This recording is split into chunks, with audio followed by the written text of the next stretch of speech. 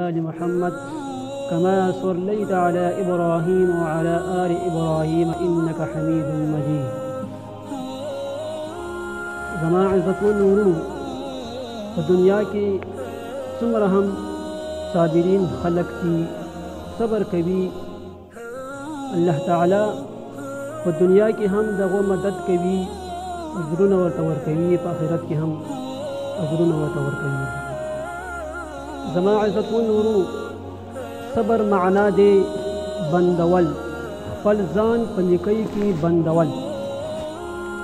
صبر فارسی کې ورته هم صبر نه وایي، پښتو کې ورته هم صبر نه وایي، عربي کې ورته هم صبر نه وایي، اردو کې ورته هم صبر نه وایي.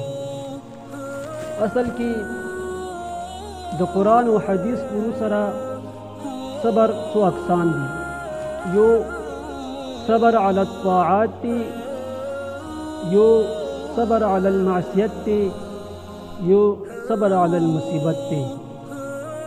صبر علی الطاعات دا په استقامت په معنا باندې دی. یو سړی د خپلو نیکۍ د پر زړه کې استقامت پیدا کړي، نیک اعمال کوي په خوشحالۍ سره، مینې محبت سره. دا نه وایي چې دا ګرمي ده زه به روژه څنګه ستم، دا نه وایي چې دغه شپه دی زه به تهجد څنګه کوم، دا نه وایي چې دا سحر وختي دی زه اوس پروت یم ښه ګرم یم زه به څنګه پڅېږم الماظه ته اوداس به زه څنګه کوم. نه، ځان کې استقامت پیدا کول، خپل نیک اعمال عبادات کول مینې محبت سره، دې ته یې شي صبر علی الطاعات. یو دی صبر علی المعصیت. صبر علی المعصیت دی معنا دی بندول.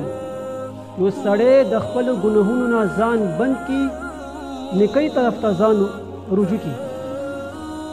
مثلا یو سړي ته ګناه میسره شوه، بیا هم دا ګناه ونه کړي، ښه پوهېږي چې دا ګناه زه اوس کوی شم، چوک ما څه نشته، بیا هم دا ګناه ونه کړي. دې ته یې شي صبر علی المعصیت. نیکۍ ګناهونو نه نفرت کول او نیکۍ طرف ته رجوع کول، دې ته یې شي صبر علی المعصیت. یو صبر علی المصیبت دی.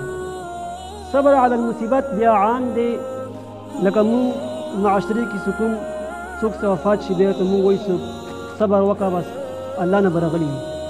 دې نه دا مراد دی یو سړي باندې تکلیف راشي، یو مصیبت راشي خپل ځان کې، مال کې، اولاد کې، هغه باندې د هغه صبر وکړي، نو دې ته یې شي صبر علی المصیبت. عام طور پر د قرآن و حدیث کې چې کوم راځي